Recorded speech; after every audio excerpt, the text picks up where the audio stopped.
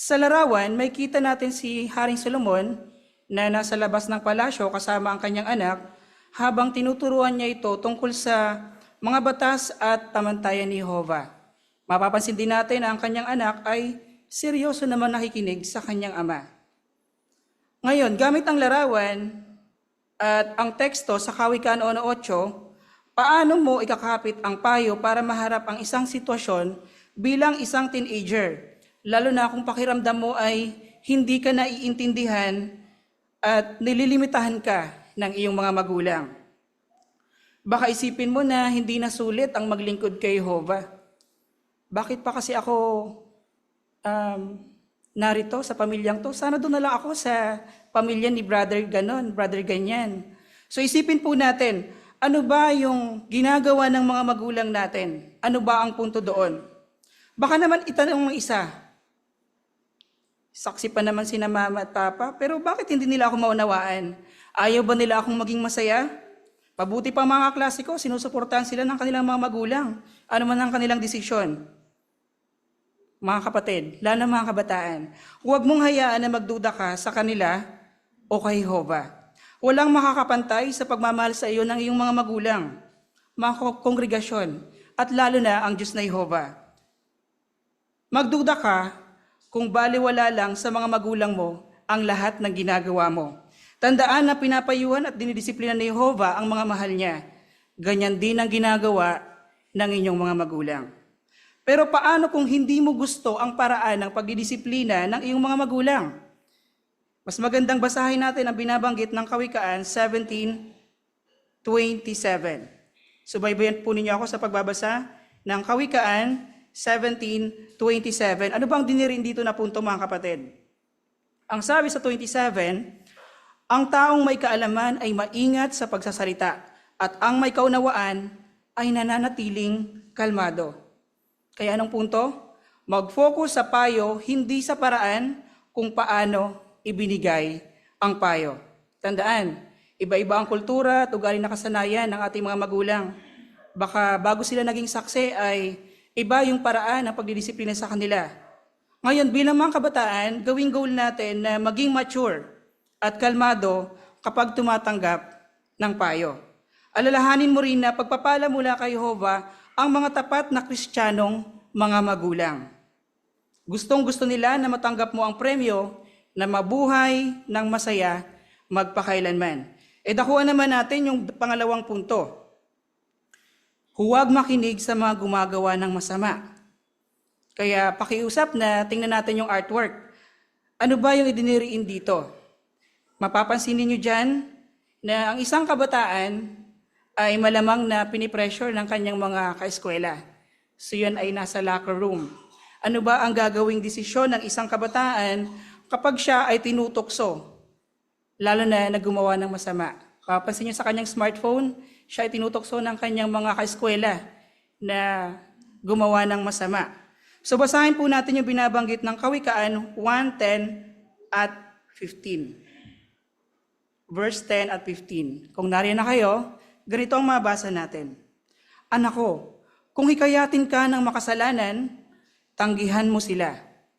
Sa 15, anak ko, huwag kang sumama sa kanila. Huwag kang lumakad sa landas nila. Kaya anong punto dito mga kapatid? Mas paluguran at hingin ang pagsang-ayon ng Diyos kaysa sa mga tao. Oo, gusto natin lahat na magkaroon ng mga kaibigan at magusto nila tayo. Pero kung ang kapalit nito ay may kompromiso natin, ang ating kaugnayan sa Diyos na Jehovah, ano ba ang pipiliin ninyo? Lalo kayong mga kabataan na narito ngayon. Kaya katulad ng video na pinanood natin kanina sa introduction, ano yung punto? Una, magtiwala tayo sa karunungan ng Diyos kaysa sa atin. Pangalawa, alamin ang mga pag-uugali na dapat iwasan at dapat linangin. At pangatlo, sa pakikinig at pagsunod, natuturuan tayo na mamuhay sa ilalim ng kaharian ng Diyos. Sana mga kabataan, buo ang inyong pasya na makinig at sumunod kay Jehovah.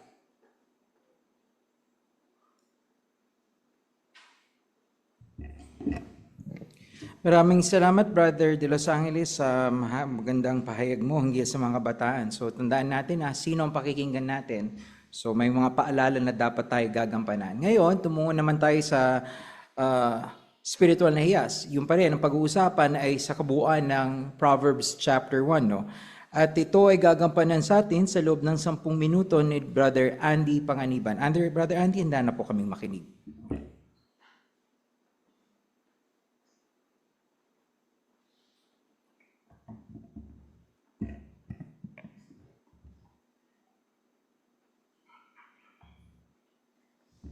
Sino po yung nais magbasa nung Kawikaan 1, ang talata ay 22? Bago natin sagutin yung unang tanong, kay Brother Renz Umali, Suyo. Kayong mga walang karanasan, hanggang kailan ninyo gustong manatiling walang karanasan? Kayong mga manunuya, hanggang kailan kayo masisiyahan sa panunuya? At kayong mga mangmang, hanggang kailan nyo aayawan ang kaalaman? Salamat sa maliwanag at mahusay na pagbasa. Sa ating unang tanong, sa Biblia, kanino karaniwang tumutukoy ang salitang mangmang? Kay Sister Joby, Suyo. Ang salitang mangmang ay karaniwang tumutukoy sa isang individual na humahamak sa tamang katawan at gumagawi ng walang katinoan sa moral, ano pa mat, sumasalungat sa matuwid na pamantayan ng Diyos. Salamat po. May iba pang punto? Kay Sister Michelle Umali. Binanggit din po yung mga Hebreong termino para sa taong mangmang. Isa nga dito yung kesil, kung saan ibig sabihin nito, inaayawan niya yung kaalaman o hindi siya interesado dito. Yung ikalawa naman yung ewil, o hindi siya tumatanggap ng payo. Yung nabal, hindi mahusay ang pananalita o hindi nag-iisip kapag nagsasalita. Yung let's naman, mapagmataas at hindi nakikinig sa saway. At yung apron, di makatwiran o di nag-iisip. At yung moros, hindi alam kung ano yung mas mahalaga o ang pinakamahalaga. Salamat. Nakuha na po yung punto. Ngayon, nakuha natin yung ikalawang tanong. Sa pagbabasa ng Biblia para sa linggong ito, anong spiritual na hiyas ang nagustuhan mo? Sa likod, pakisuyo kay Sister CK. Ang magtiwala sa karunungan ni Jehovah ang siyang pinaka-best advice na maaari nating ma-receive. Ngunit marami ang tumatanggi sa payo ng Biblia dahil matigas ang kanilang ulo at nagbawalang bahala gaya ng binanggit sa Kawikaan 1:32. Ngunit kung mamumuhay naman tayo sa karunungan ni Jehovah ay magiging masaya tayo at peaceful ang buhay gaya ng binanggit sa 1:33 ng Kawikaan. Salamat. Kay Sister Flores, dito sa harap. Sorry, kay Sister Torres po pala. Natutuhan ko sa Kawikaan 1:20 na ang karunungan ay hindi basta-bastang kaalaman lamang, kundi ang gabay ni Jehovah sa paggawa ng tamang mga desisyon. Bilang pagpapahalaga sa saganang paalala at payo niya, ipapakita ko ang pagpapakumbaba at handang tumanggap ng turo mula sa Biblia at pulong Kristiyano. Salamat, Sister Torres. Dito sa gitna, kay Brother Bart, pakisuyo. Sa Kawikaan 1, talata 2, binanggit po doon na para maunawa ng mga kasabihang nagpaparuno. Kaya ang natutunan ko po dito na dapat ko pong ipanalangin kay Jehovah na sana maintindihan ko ang mga binabasa ko at makukuha ang aral dito na maikapit sa aking buhay. Salamat sa magandang punto. Kaya Brother Odi. Sa Kawikaan 1 verse 19, nagbabala na ang kayamanang nakuha sa pandaraya ay hahantong sa kapahamakan. Gayon din po ang binabanggit ng unang Timoteo 6:9-10 na yung pag-ibig po sa salapi ay ugat po ng nakapipinsalang mga bagay. Kaya mas mahalaga po yung katapatan at pagsunod kay Jehovah kaysa sa material na kayamanan. Salamat. Dito sa harap kay Sister Likanda, pakisuyo. Dito po sa Kawikaan 1 hanggang 3, nagustuhan ko po dito na kung makaranas man po ako ng mga problema, ito po ay tutulong sa akin na magkaroon ng karunungan at kakayahang makita ng malinaw ang mga bagay-bagay at ikapit ang kaalaman upang malutas po ang aking mga problema. Sa pamagitan nga po ng mga ito, kung nakatanggap din po ako ng mga payo at pagsasanay sa moral, kailangan ko po magbigay pansin sa mga ito dahil ang pagsunod po sa pamantayan ni Jehovah ay magre-resulta po ito ng buhay na walang hanggan sa hinaharap. Salamat po, Sister Likanda. Kay Sister Arjona, pakisuyo. Sa Kawikaan 5 hanggang 7 po, natutunan ko na ang taong marunong ay kumukuha ng kaalaman at gustong unawain ito para makatulong sa kanya na kumilos sa mainam na bagay. Ang marunong na tao, hindi siya kumukuha ng kaalaman para magyabang. Salamat. Sa likuran, kay Sister Ampi Calso. Sa Kawikaan 1:7, ang pagkatakot kay Jehovah ay pasimula ng kaalaman, mga mangmang lang ang umahawak sa disiplina at karunungan. Personal ko talaga itong karanasan. Ever since devoted Catholic believer ako at nagtapos pa ako sa high school sa Dominican Order ng mga Madre. Kaya itong tekstong ito, malaki naka-impluwensya sa aking buhay at sa ngayon. Salamat po sa pagbabahagi ng inyong karanasan at nakapagpapatibay na komento. Sino pa po? Dito sa harap kay Sister Di Macali. Pakisuyo.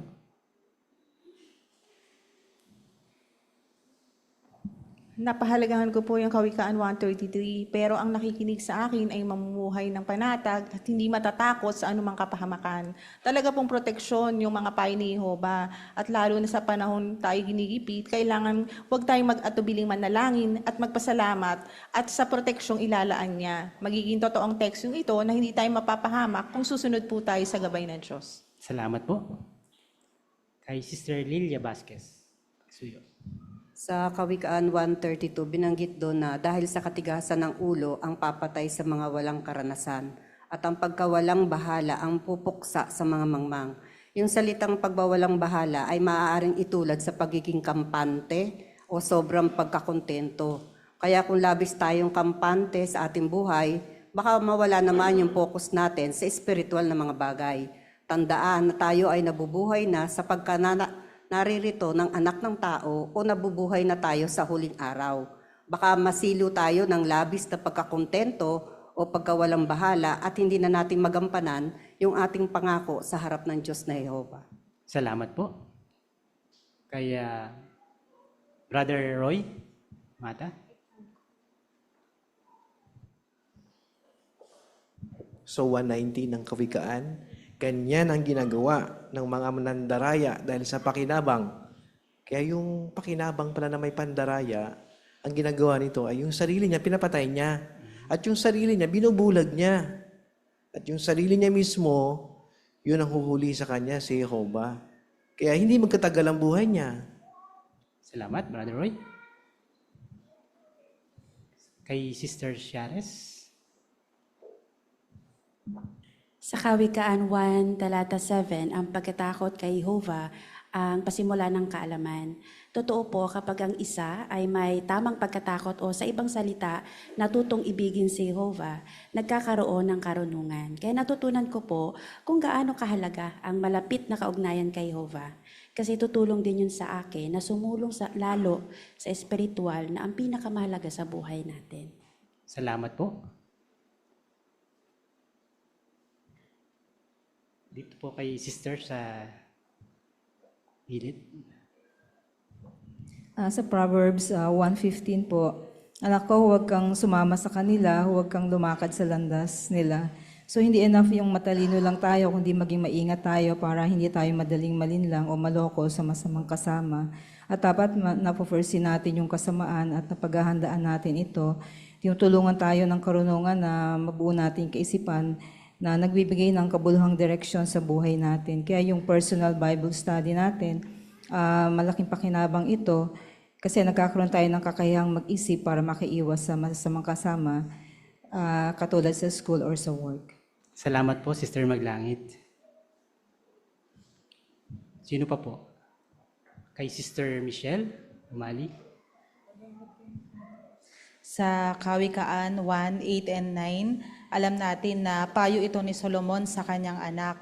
At ang karunungan ni Solomon ay alam natin galing kay Jehovah. Kaya kalooban ni Jehovah na makinig sa disiplina at patnubay ng magulang ang mga anak. At binanggit nga ito na gaya ng isang magandang putong sa ulo o palamuting ipinapatong sa ulo. At kung iisipin na napakagandang tignan nito sa isa na nakasuot. Kaya tunay na napakagandang makita na ang mga anak ay masunurin, hindi nagrereklamo at mapagpasakop sa mga magulang. Marami pong salamat sa lahat nagbahagi ng mga nahukay nilang spiritual na hiyas at umanhin sa mga hindi po natawag. Balik tayo sa ating chairman.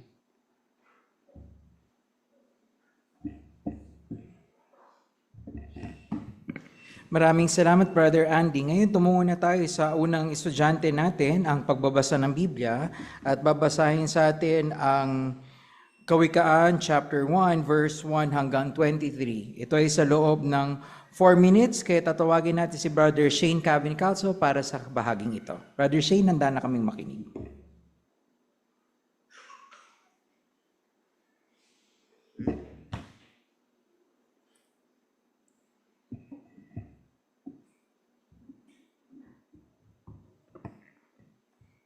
Ama, kawikaan ni Solomon na anak ni David na hari ng Israel, para magkaroon ng karunungan at disiplina, para maunawaan ang mga kasabihan nagpaparunong, para tumanggap sa pagsasanay na nagbibigay ng kaunawaan at nagtuturo ng katuwiran, katarungan at paninindigan sa tama, para magbigay ng talino sa walang karanasan, para magbigay sa kabataan ng kaalaman at kakayahan mag-isip. Ang taon marunong ay nakinig at kumukuha ng higit pang instruction. Ang taong may unawa ay tumatanggap ng mahusay na patnubay para maintindihan ang isang kawikaan at malalim na kasabihan. Ang mga salita ng marunong at ang kanilang mga buktong. Ang pagkatakot kay Jehovah ang pasimula ng kaalaman. Mga manglang ang humahamak sa disiplina at karunungan. Makinig ka, anak ko, sa disiplina ng iyong ama, at huwag mo kalimutan ang tagubilin ng iyong ina. Ama iyon ay magandang putong sa iyong ulo at magandang kwenta sa iyong leeg. Anak ko, kung hikayatin ka na makasalanan, tagihan mo sila, tunggayin nila, sumama ka sa amin. Mag-aban tayo ng papatayin. Magtakot tayo habang naghihintay na magbibiktima para lang sa katuwaan. Lamunin natin sila ng buhay gaya na ginagawa ng libingan. Nang buo tulad ng mga bumababa sa hukay, kunin natin ang lahat ng kayaman nila. Punuin natin naman nakaw ang ating bahay. Sumama ka sa amin at pagkati-hatian natin ang mananakaw natin. Anak ko, huwag kang sumama sa kanila. Huwag kang lumakad sa landas nila. Dahil tumatakbo sila para gumawa ng masama.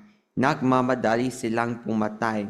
Walang saysay ang paghagis ng lambat kung kitang-kita ito ng ibon. Kaya palihim sila nag-aaban na magbibiktima. Natatako sila para patayin ang mga ito. Ganyang ang ginagawa ng mga nandiraya para sa pakinaban. At iyong ang papatay sa kanila. Ang tunay na karunungan ay sumisigaw sa langsangan. Inilakas nito ang kanyang tinig sa mga liwasan. Sa kanto ng mataong malangsangan ay nananawagan ito. Sa mga pasukan ng lungsod ay sinasabi nito, kayong mga walang karanasan, hanggang kailan ninyo gustong matili walang karanasan? Kayong mga manunuya, hanggang kailan kayo masisiyahan sa panunuya? At kayong mga mangmang, hanggang kailan ninyo aaywan ang kaalaman? Makinig kayo sa pagsaway ko, at ibubuhos ko sa inyo ang aking espiritu. Ipaalam ko sa inyong aking mga salita.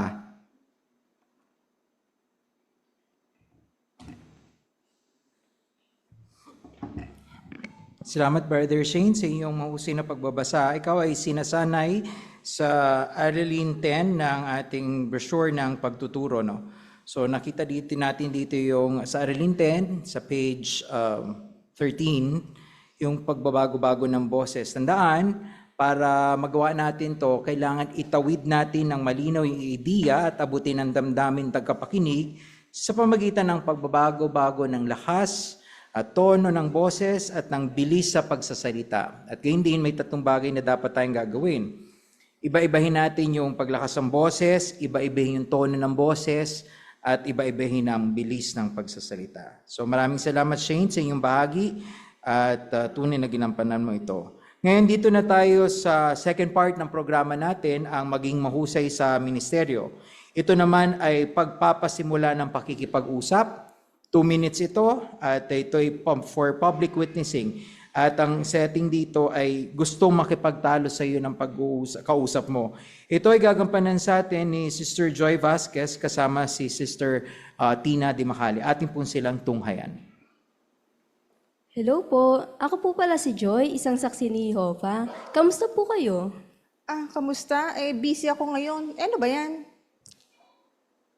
Kinakamusta po kasi namin yung mga tao at gusto rin po namin malaman yung opinion ninyo kung sino ba talaga yung kumokontrol sa mundo.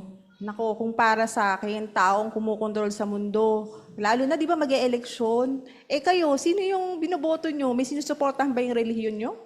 Ang totoo po ate, hindi po kami bumoboto tuwing eleksyon dahil si Jesus lang po at ang kanyang kaharian ang aming sinusuportahan, kaya nangangaral pa rin po kami na mabuting balita sa mga tao. Ganun ba? Pero yung tinuturo ninyo, parang hindi naman kayo nakakaambag sa lipunan natin. Pero nakikinabang kayo dun sa mga buwis at sa mga benepisyo ng pamahalaan natin. Wala pala kayong ambag sa papaganda ng ating bansa. Buti pa sa relihiyon namin. Naintindihan ko po ate yung opinion po ninyo. Pero sinasabi rin po sa Biblia sa unang Juan 3 verse 8 na si Jesus lang po yung pag-asa natin para mapaganda ulit yung mundo. Naniniwala po ba kayo dito? Nako, magkaiba yung paniniwala natin. Para sa akin, tao talaga yung tumutulong. At saka hindi ako naniniwala sa Biblia, hindi naman yung nakakatulong sa akin. Tao talagang susuportahan ko. Ayan ate, maraming salamat po. Dahil sinabi niyo pa rin po yung sa loobin ninyo. Hindi ko naman po pipilitin yung opinion ninyo sa amin, pero maraming salamat pa rin po at nakinig kayo sa akin. Salamat po.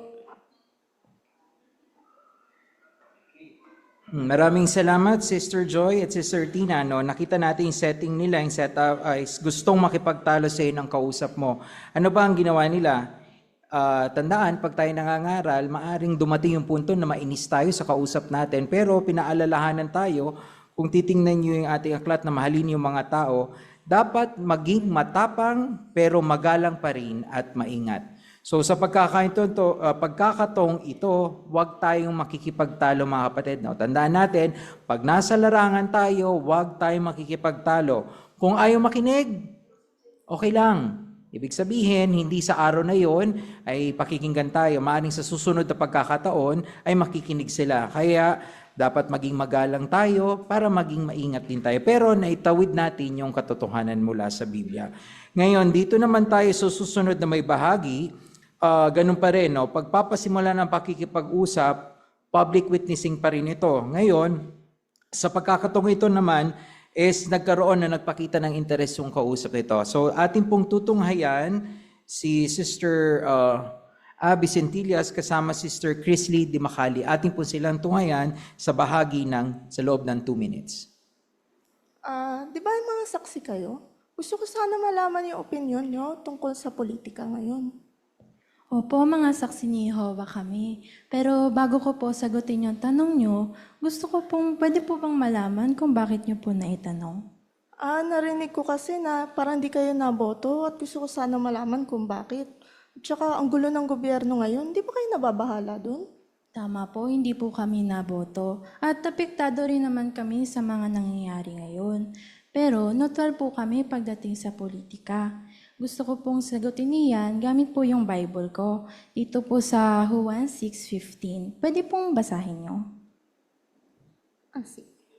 Kaya dahil alam ni Jesus na papalapit na sila para kunin siya at gawing hari, muli siyang umalis at nag-iisa pupunta sa bundok. Maraming salamat po sa pagbasa. Dito po, gusto po ng mga Hudyo na gawin nilang hari si Jesus. At dahil nasa ilalim po sila ng pamamahala ng Roma. Pero sa nabasa niyo po, ano po ang ginawa ni Jesus nung nilapitan po siya ng mga tao? Umalis siya at saka pumunta sa bundok? Tama po. Malinaw po na tumanggi si Jesus na magkaroon ng pwesto sa pamamahala sa gobyerno ng tao. Hindi po siya nakikibahagi sa politika. Kaya po kami mga saksi ni Jehovah, tinutularan po namin si Jesus. Hindi rin po kami nakikibahagi sa politika dahil sa gobyerno po kami ng Diyos. Gobyerno ng Diyos? Ano yun? Kung gusto niyo po, pwede po natin itong pag-usapan sa susunod. Paano po kaya kita makontak? Sige. Ito yung number ko. Bigay ko sa'yo. Okay, sige, tawagan na lang po kita sa susunod. Sige. Thank you. Salamat. Okay, maraming salamat Sister Abby at Sister Chrisley. Kayo naman ay sinasanay naman doon sa aklat nating mahalin ng mga tao yung makinig. So sa pagkakandong ito, nakita natin na nagpakita ng interes yung kausap niya, tapos hindi siya salita ng salita, kundi tinulungan niya masabing naisip niya at tinatanong siya sa mga bagay nito. Kaya maganda yung conversational, yung paraan ng pakikipag-usap kasi naging effective ito sa ating field service. Ngayon, dito naman tayo tumungo sa pagdalaw muli. Sa pagdalaw na muli na kung saan di formal yung pagpapatotoo at gagamit naman sila ng study conduct card. Ito ay gagampanan sa atin ni Sister Judy Ann Briquillo kasamang kanyang partner na Sister Elvira Lumbre. Ating po silang tunghayan sa loob ng 2 minuto. Hi ate, kumusta po ulit kayo? Okay naman ako. Ay, mabuti naman po, no? Ay, alam mo ate, nung napaisip mo ako, nung tinanong mo ako last time kung bakit ba hinahayaan ng Diyos na magdusa yung mga tao? So bumalik ako sa ngayon kasi gusto ko ipakita yung sagot sa'yo. Talaga? Sige nga. Sige, dito po sa i-Bible na naka-download na yung Bible. Sa Biblia, dito sa Santiago 1:13, pwede po yung mabasa? Sabi dyan, kapag dumaranas ng pagsubok, huwag sabihin ni naman sinusubok ako ng Diyos. Dahil ang Diyos ay hindi masusubok na gumawa ng masama at hindi rin niya sinusubok ang sino man na gumawa ng masama. Salamat po sa pagbabasa no ate. Doon sa binasa niyo po sa Biblia, ang Diyos po ba talaga yung sanhi ng masamang bagay o sinasabi niyo pa yung pagsubok na na-experience natin ngayon? Hindi, kasi base dyan sa binabasa mo sa akin ano siya hindi po siya, no? Oo, hindi siya. Tsaka kung di siya, sino pala? Tama po kayo na hindi siya. At magandang tanong din po yan, no? At alam mo ba ate na madaming sagot sa madaming mga katanungan ang makikita sa Biblia. May bibigay po ako sa inyo. Ito. Nag-offer po kami ng free Bible study. Ayan po. Di naman po ito lumalampas ng 5 minuto or depende po sa availability nyo. Gusto nyo po bang mag-Bible study? Sige, pag-isipan ko muna dahil din kasi sa schedule ko. Pero interesado ako text na lang kita. Yun, okay lang po, no worries po. Andyan naman po yung name ko tsaka number ko. Keep in touch na lang po tayo. Okay, maraming salamat Sister Jaja at Sister Elibel. Dito naman, kayo ay sinasanay doon sa mahalin ng mga tao, sa empathy, yung pag-usapan ng isang spesipikong paksang makakatulong sa kanya. Nakita natin na nagkaroon ng specific topic na kung saan naging interesado siya, ano pa't nag-lead ito sa pag-open ng Bible study. Hindi man diretsong sinabi niya na ngayon, pero interested ako. So sa pagkakatong ito, dapat yung sagot o tanong na yon, mai-relay natin sa kanya, ma-explain natin mabuti, para mag-lead ito sa Bible study natin. So, dito nagampanan ni Sister Ja at Sister Elibel ang kanilang bahagi. Ngayon, para sa huling programa ng second part natin, ang paggawa ng alagad. Ito naman ay sa loob ng 5 minuto. Ito ay gagampanan sa atin ni Sister Rose Libres kasama Sister Maria Licanda. Ating po silang tunghayan. Nung nakaraan, umabot lang tayo dito sa number 5. So, dito sa chapter 16. So, dito na tayo sa number 6 na ang topic ay gumawa ng mga himala si Jesus. Ngayon, mungkahi dito na basahin o panoorin daw natin yung video na isa sa mga himala ni Jesus nung nandito siya sa lupa na nakaulat dito sa Marcos 5:25 hanggang 34. Panoorin natin. So, tungkol daw saan yung himala na ginawa ni Jesus? Tungkol po sa isang babaeng inaagasan po ng dugo na sa loob po ng 12 taon. Halos maubos na po niya ang kanyang pera, pero hindi pa po siya gumaling. Oo, dito sa tanong, saan sigurado yung babaeng may sakit? Saan siya? Kasama po siya sa maraming tao na nakipagsiksikan. Sige. At anong ginawa niya?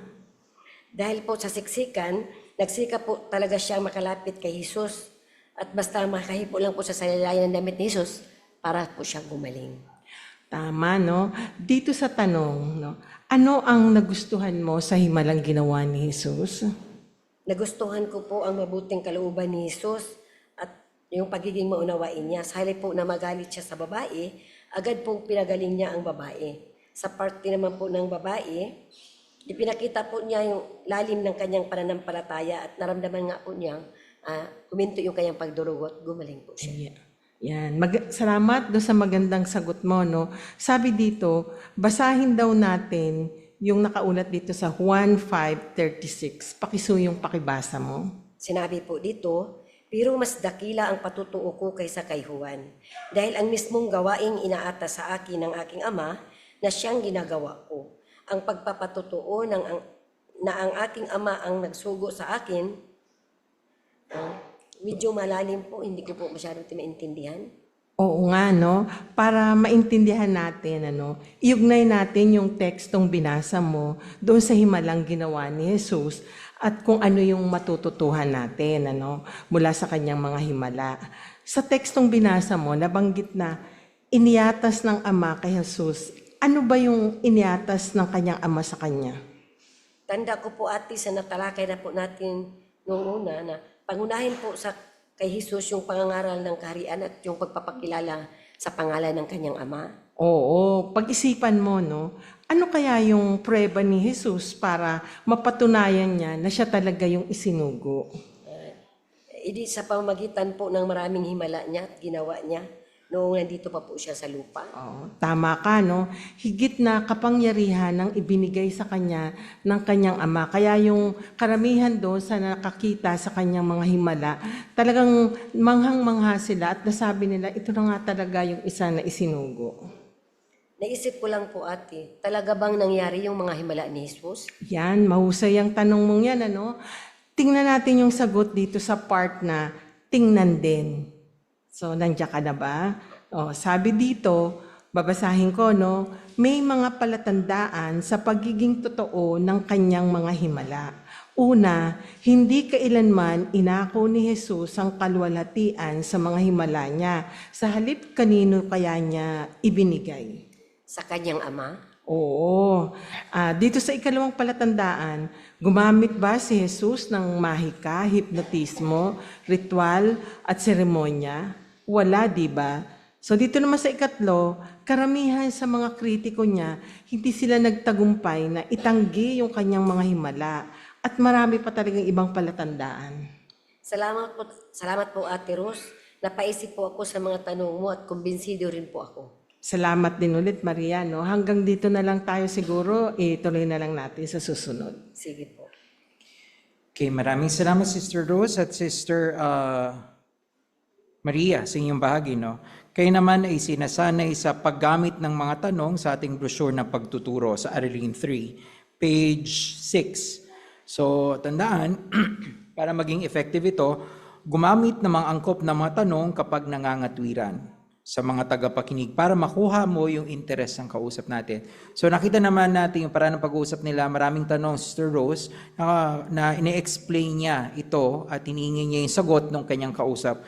At naging effective ito sa tatlong bagay para magawa natin ito. Una, kunin at panatilihin ang interest ng ating kausap. Pangalawa, mga twiran. At pangatlo, idiin yung mahalagang. So gaya na nabanggit, itingnan natin yung huling mga parapo ng Kabanata 22, ang 15 hanggang 21. Ang tatalakayan natin ngayon ay nasa Gawa 21, 10 hanggang 14 at 15 hanggang 17. talakayan natin ngayon yung unang subtitle, Handa Akong Mamatay. Pagkasuyo, Brother Cardula, pakibasa yung 15 at 16. Habang nakikituloy si Pablo sa bahay ni Felipe, isa pang iginagalang na bisita ang dumating, si Agabo. Alam ng mga nagkakatipon sa bahay ni Felipe na propeta si Agabo. Siya ang humula sa malaking tagutom na nangyari noong panahon ng pamamahala ni Claudio. Baka nagtataka sila, bakit nandito si Agabo? Ano kaya ang dala niyang mensahe? Habang nakamasid ang lahat, kinuha ni Agabo ang sinturon ni Pablo, isang mahabang tela na itinatali sa baywang at pwedeng paglagyan ng pera at iba pang bagay. Iginapos ni Agabo ang mga kamay at paa niya gamit ang sinturon. Sa kanya sinabi ang mabigat na mensaheng dala niya. Ganito ang sabi ng banal na Espiritu. Ang lalaking may-ari ng sinturong ito ay igagapos sa ganitong paraan ng mga Hudyo sa Jerusalem at ibibigay nila siya sa kamay ng mga tao ng ibang mga bansa. Ipinapakita ng hulang ito na talagang dapat pumunta si Pablo sa Jerusalem. Ipinahihiwatig din ito na ang pangaral niya sa mga Hudyo doon ang magdadala sa kanya sa kamay ng mga tao ng ibang mga bansa. Malaki ang epekto ng hulang ito sa mga nakarinig. Isinulat ni Lucas, nang marinig namin ito, kami at ang mga naroon ay nagsimulang makiusap sa kanya na huwag pumunta sa Jerusalem. Sumagot si Pablo, bakit kayo umiiyak at bakit ninyo pinahihina ang loob ko? Handa akong maigapos at mamatay pa nga sa Jerusalem alang-alang sa pangalan ng Panginoong Hesus. Okay, thank you. Ngayon dito tayo sa ating review question. Anong mensahe ang dala ni Agabo? Anong mensahe yung dala niya? Sa Brother Udi.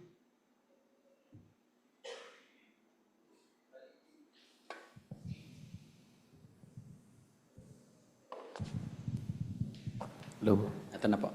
Bali, pinakita po ni Agabo sa pamamagitan po ng isang dramatikong ilustrasyon na si Pablo nga po ay mahuhuli ng mga Hudyo ng Jerusalem at ibibigay po sa mga Hentil.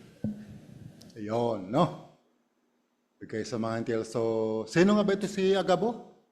Bakit na medyo, niya, ang pananalita niya, may puwersa? Sister Ampi, Calso, please. Tagutom. Oo, tagutom.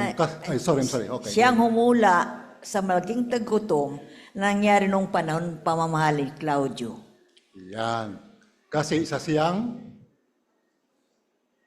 bakit nang hula siya? Dito kay, sa ating kaibigan, si Crisel. Dahil isa po siyang propeta. Yan, propeta. No? Okay. Brother Danny Calso.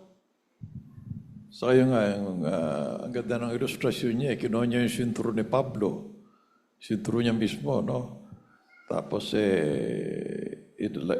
tinali niya sa baybang niya, ginapos niya, kamay niya, gamit yung sinturon. Yan, ganito ang sabi ng Espiritu na mangyayari sa iyo, Apostol Pablo. Yun, inuhulan niyang yun. Oo. No? Kaya yun. Tapos, at ano naman ang naging epekto nito sa mga nakarinig nito? Dahil medyo, bigay na sa kami ang mga Sister Maglangit, pagkasayo. Malaki nga po yung effect ng hulang ito dun sa mga nakarinig. Kaya naman katulad ng isinulat ni Lucas, sabi niya, nagsimula silang makiusap kay Pablo na wag nang pumunta sa Jerusalem. Pero hindi naman, sumagot si Pablo na sabi niya na bakit pinanghihinaan siya ng loob dahil dun sa mga sinasabi nila. Kasi handa siyang mamatay at maigapos dun sa Jerusalem alang-alang sa pangalan ni Jesus. Kaya pinakita talaga na pumunta pa rin si Pablo sa Jerusalem. Yan. So, anong naalala natin kahawig? Nitong emphatic na pag sumamo nitong mga alagad na wag na lang pumunta pa sa Lucas. Brother Henry Flores? Kaya nahawig yun doon nung sawayin ni Pedro noon si Jesus na maging mabait sa sarili. Sabi naman ni Jesus na hindi siya takot. Kailangan lang matupad kung ano yung nakahula. Kaya ganoon din si Pablo. Tinularan niya ang ating Panginoon Jesus. Yo, no. Brother Renz, salamat. Tama.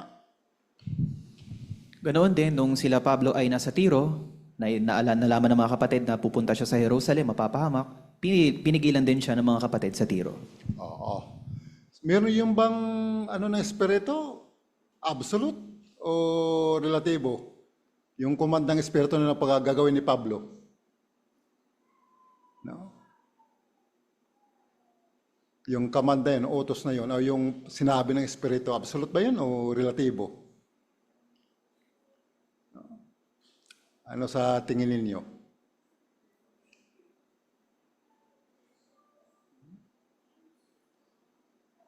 Brother Danny, Calso?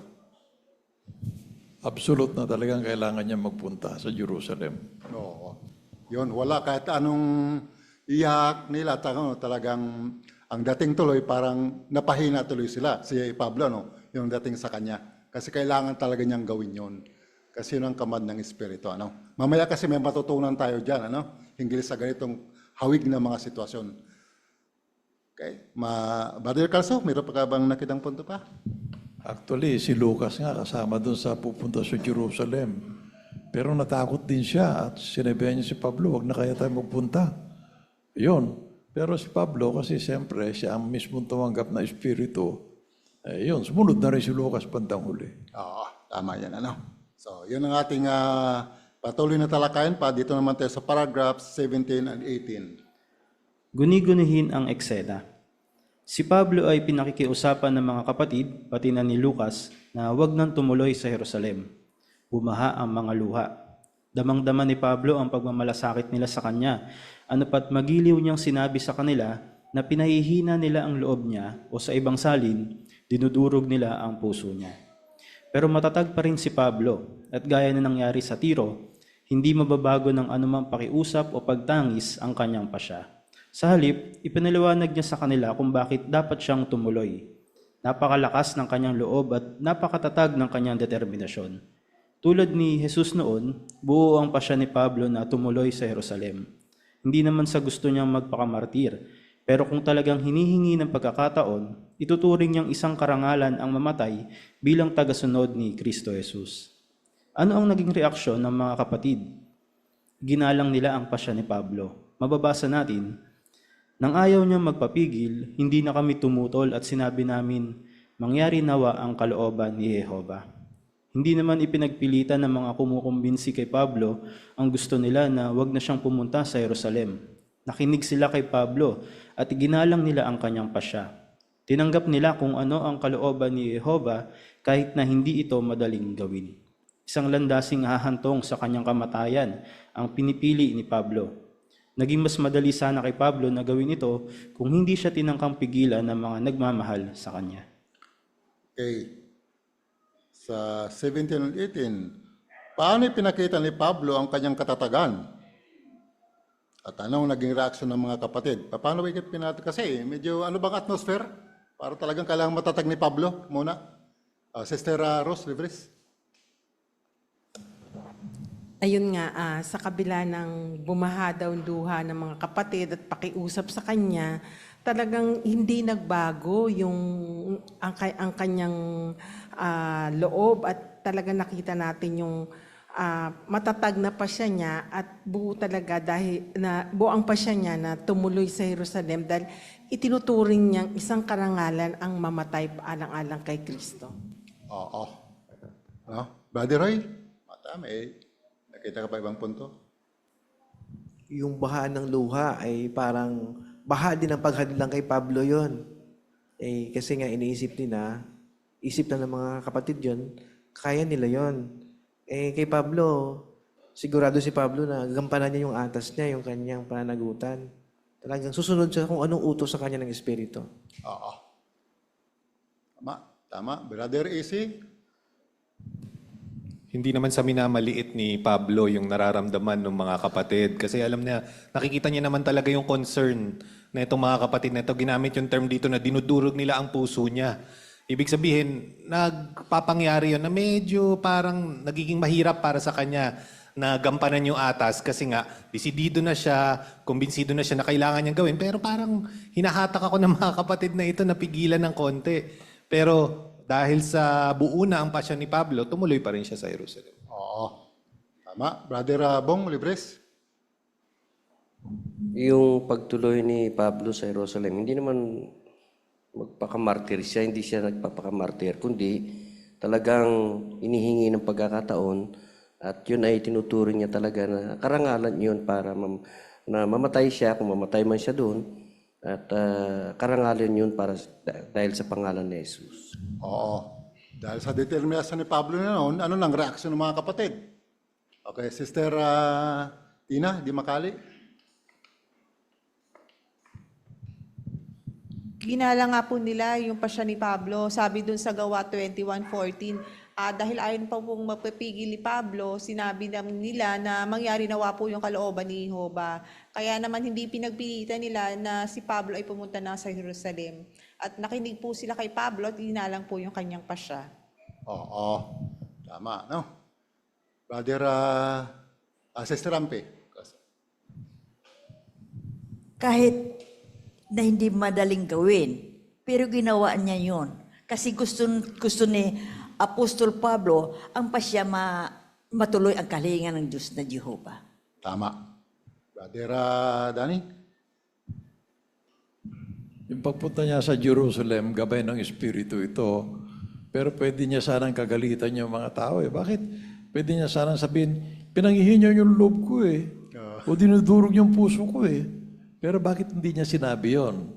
Kasi nakita niya yung daman-dama niya yung malasakit. Ano? Isipin mo dito, binanggit dito, bumaha ng luha. Ano? Kaya dama niya. Kaya magiliw niyang sinabi yung salitang, pinanghihin naman yung loob ko eh. Mahina ng pagkakasabi niya. So, anong kaibahan noon? Bakit si Jesus parang chinachide niya si Pedro nang sabihin yun? E dito hindi lang mag-react si Pablo ng negative, no? Kundi talaga naunawaan niya ang damdamin nila. May napansin, anong kaibahan kaya? Bakit si Satanas, sinabi pa yung Satanas sa likod ka? Ano ba kasi ang motive ni Pedro noon? Sa bagay, sa ibang mga natin, reference, no? May nakabasa mo na, naalala, kaya ninyo? No. Lumilito kasi doon na parang si Pedro, dahil sanay na kasama siya, naging selfish na siya. No? Hindi na talaga yung kanang motive pure. No, na parang kundi mahabag ka. No?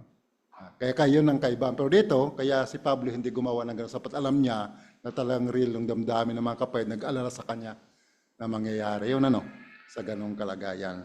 Okay, so napakaganda ng determinasyon na ginagawa dito ni Pablo. Ano bang napapansin ninyo? Minsan sa atin, gano'n na, di ba? Realistic ba itong senaryo na to? Meron ba kayong alam na ganong sa atin, sa pamilya o sa anuman, realistic ba itong mga na to? Para makita lang talaga natin. Badera Mata. Maraming mga pangyayari na katulad niyan. Halimbawa, kapatid, mayroong pinalaki silang anak na sinanay sa pagiging pioneer. Yung mag-asawang kapatid, tumanda, tapos yung anak na sumulong sa pagkamay gulang. Katapusan, mga patuloy na paglilingkod ng anak, nagkaroon ng pribilehiyo, nakapag-aral ng Theocratic School, hanggang sa nagiging isang missionary doon sa ibang bansa. Yung magulang, parang sa unang tingin, parang hindi sila papayag na yung anak nila nag-iisang yon, lalayo sa kanila. Pero dahil pinalaki nila sa katotohanan at sa mga espiritual na mga bagay, yan, nakita nila yung pagsulong at kailangan na yung gamitin niyo para sa ibang larangan pa.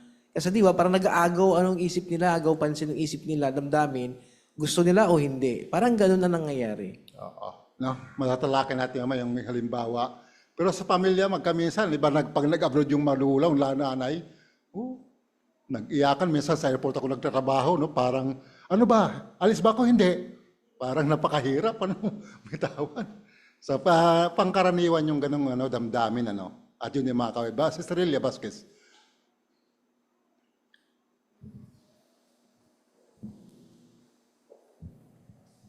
Hindi lang naman tumutukoy ito doon sa paghihiwalay dahil aalis yung isa mag-abroad. Pwede rin ito sa sa sakit. Halimbawa, yung anak mo nangangailangan na masalina ng dugo. Pero sabi ng anak mo, mabuhay mamatay ako, kay Jehovah ako. Bilang isang ina, napakasakit noon kasi alam mong gusto mong mabuhay yung anak mo. Pero yun ang pasya ng anak mo eh. Sakripisyo yun para kay Jehovah, para sa kanya at para sa akin. Kaya dapat tatanggapin mo yung pasya niya kahit nasabihin na natin na natatakot ka para sa anak mo. Pero kung lubos kang magtitiwala sa pasya niya at sa tulong ng Diyos na Jehovah, makakaraos ka. Oo, tama na. So, dito na tayo sa halimbawa na napahalawa ni Roy. Dito sa paragraph 19. Isang mahalagang aral ang natutuhan natin dito. Hinding-hindi natin pipigilan ang mga gustong magsakripisyo alang-alang sa paglilingkod sa Diyos. Maikakapit natin ang aral na ito hindi lamang sa mga sitwasyong nagsasangkot ng buhay o kamatayan. Halimbawa, bagaman mahirap para sa mga Kristiyanong magulang na mawalay ang kanilang mga anak upang maglingkod kay Jehovah sa malalayong lupain, determinado silang huwag pahinain ang loob ng mga ito. Tandang-tanda pa ni Phyllis na taga-England ang nadama niya ng maglingkod sa Africa bilang misyonera ang kaisa-isa niyang anak na babae. Hindi ko maintindihan ang nararamdaman ko noon, ang sabi ni Phyllis. Ang hirap tanggaping mapapalayo na siya sa akin. Magkahalong lungkot at tuwa ang nadarama ko. Maraming beses ko itong ipinanalangin, pero desisyon niya iyon at hindi ko iyon tinangkang baguhin. Total, ako rin naman ang nagturo sa kanya na laging unahin ang kaharian. Sa nakalipas na 30 taon, nakapaglingkod na siya sa iba't ibang lupain at araw-araw kong pinasasalamatan si Jehovah sa pananatiling tapat ng aking anak. Napakainam ng patibayin ang ating mapagsakripisyong mga kapananampalataya. Thank you. Dito yung sa tanong. Anong mahalagang aral ang natutuhan natin sa nangyari kay Pablo? Yan. Pero ng modern. No? Brother Punayo, Marvi. Ang aral nga po na natutunan natin kay Pablo ay hindi po natin dapat pigilan ang mga nais po magsakripisyo para po sa Diyos na Jehovah. Yun, no? Tama. At anong halimbawa dito? Na bagamat masakit, karanasan, no? Aktual na pangyayari, aktual na accounts sa buhay ng kapatid. Brother Pariliaga. Yung karanasan ni Phyllis at ng kanyang mga magulang. So yung si Phyllis ay isang misyonera na galing England. So naglilingkod siya sa iba't ibang lupain. So first time niya nga alis, lungkot na lungkot yung kanyang mga magulang. Bagaman mga saksi na iyon noong panahon na iyon, pero napakahirap daw tanggapin na mapapalayo yun sa kanila. Pero after a while, nung natanggap nila yun, hindi naman nila pinigilan kasi yun talaga yung desisyon niya. At after 30 years, nakalipat na siya na maraming lupain at nakapaglingkod na ng maayos kay Jehovah. Oo. So, tapos, rewarding ba, Sister Ampe? Sige, Sister Ampe. Dito sa experience ko, 2 beses lang ako lumalabas sa larangan. Thursday at saka Sunday. Ang gawain ko talaga mapagsakripisyo. Kasi yung buhay ko nasasangkot. Kaya pag sinasabihan ako ng mga kakilala ko, tuloy pa rin bang paglalabas mo, Sister Ampi? Tuloy na tuloy. Bakit? Schedule ko talaga sa araw na yun lumabas ako. No, alam naman natin yung kalagayan ni Sister Ampi, ano? Kaya yun isang napakahusay na halimbawa yun. Brother Libres. Kaya pag meron tayong mga kapatid na gustong magpalawak ng kanilang paglilingkod, masakit man silang iwanan tayo, napamahal na sila rito, pero kailangan magpalawak sila, magsasakripisyo sila, huwag nating pigilan. Huwag nating mag-isip-isip ka muna bago ka lumipat doon. Huwag. Kundi patibayan natin sila. Patibayan natin sila para nang sa ganun ay may pagpatuloy nila yung kanilang goal. Dati may mga karasan, kahit ang mga elder dati, yung mga practicality, no? Yung banggit sa Lucas, na habang ikaw yung mag-isip ka muna, no? Pag nagtayo ng isang bahay. Ang iba nga kasi magpapioneer ka, wala kang trabaho. Ano? Gusto talaga niya kanyang espiritu. Di ba sa mga bantayan natin, minsan nga, inaaway sa ng pamilya. Yan ang darama niya eh. Dami nang walang trabaho sa Pilipinas talaga.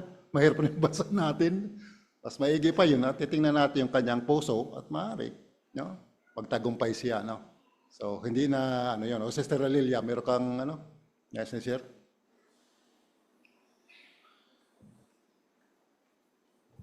Yung pagsasakripisyo ng anak na gustong maglingkod sa iba, sa ibang lugar o kaya sa ibang language, huwag natin pipigilan kasi alam natin na mapapabuti sila doon, makakatulong sila kung saan sila lilipat na kongregasyon.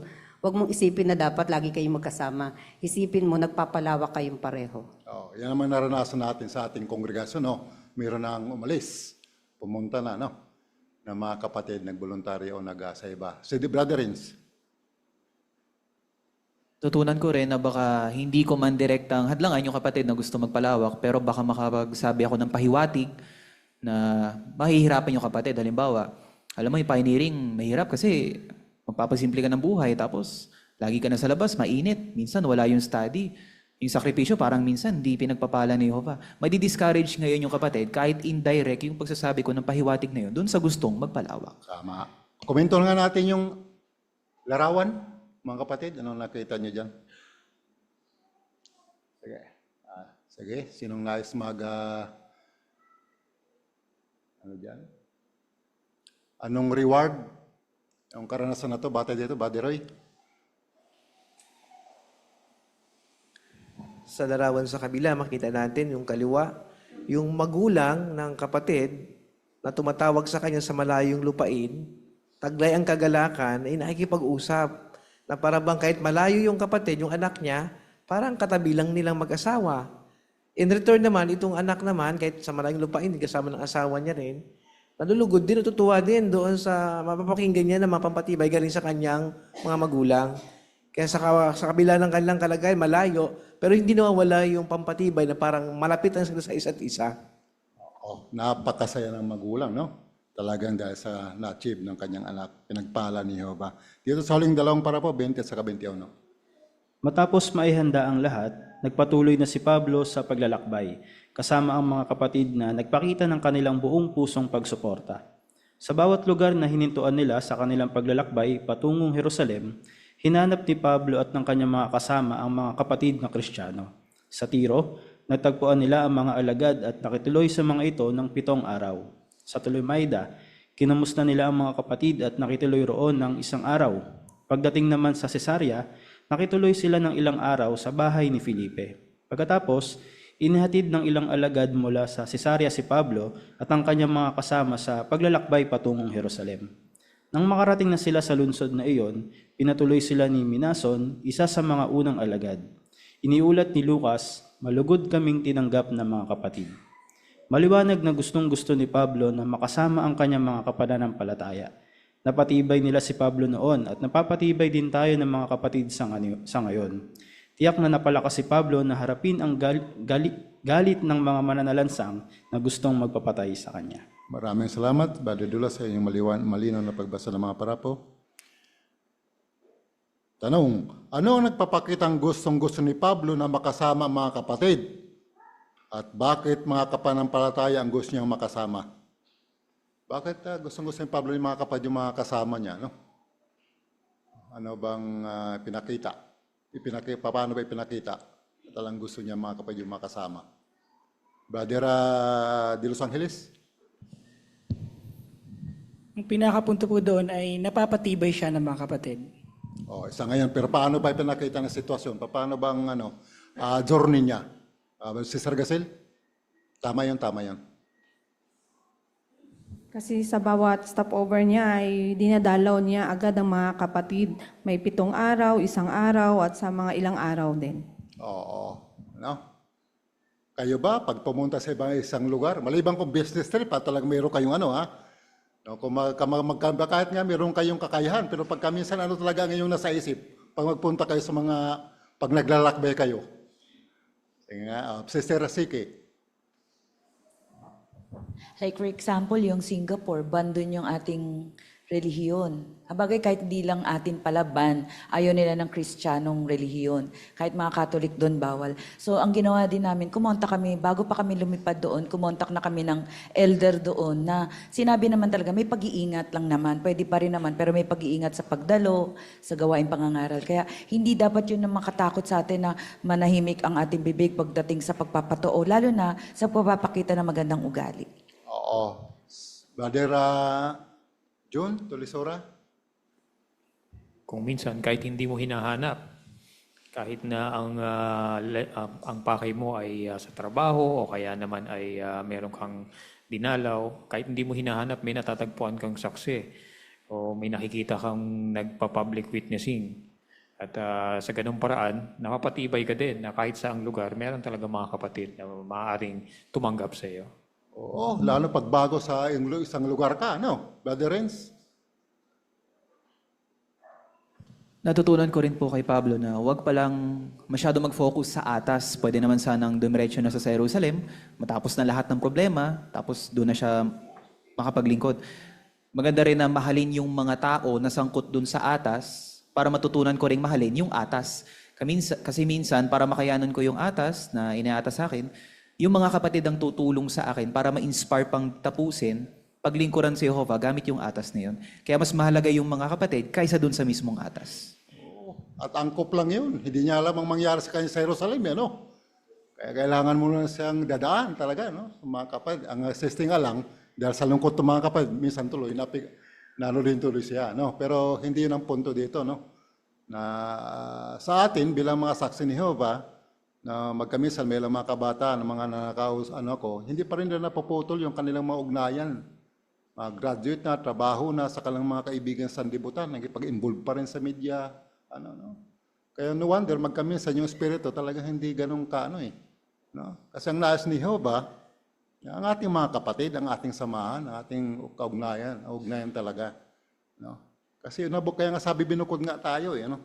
Na dapat maintindihan natin yon. Of course, sa trabaho, hindi naman yun. Pero yun nga, gaya ng pahayag ng linggo, pagkatapos ba ng eskwela, pagkatapos trabaho, patuloy pa rin yung samahan. So yun lang yun ang ayaw ni Jehovah, no? Kasi talagang dakong huli, ma-influence sa kaya hindi talaga susulong kanyang espiritualidad, no? So napagandang halimbawa ni Pablo dito mga kapatid, na ating na hanggat maaari ang samahan natin at talaga ating mga kapatiran dahil mapapatibay na tayo. Magandang gabi at salamat sa mga husan ng komento mga kapatid. Pasensya na sa hindi natawag. Tawagin natin ang chairman.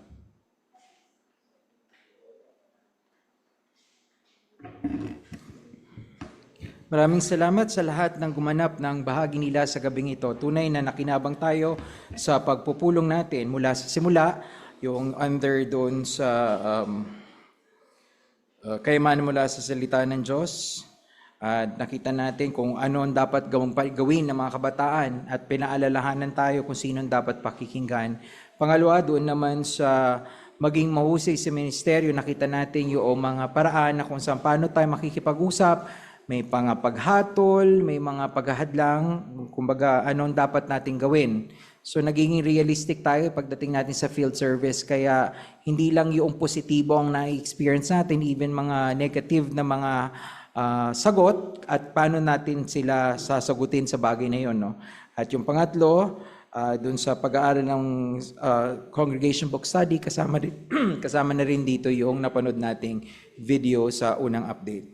Kaya dito nagtatapos ang pagpupulong natin mga kapatid, at bilang pagtatapos, awitin po natin yung song number 80 na may pamagat na tikman at tingnan ang kabutihan ni Jehovah. Ito'y halo sa awit 34:8. Tapos susundan ito na ating closing prayer na brothers na si Brother Roy Mata. Kaya tayo po ay tumayo at tumawit ng papuri sa ating Diyos na Jehovah.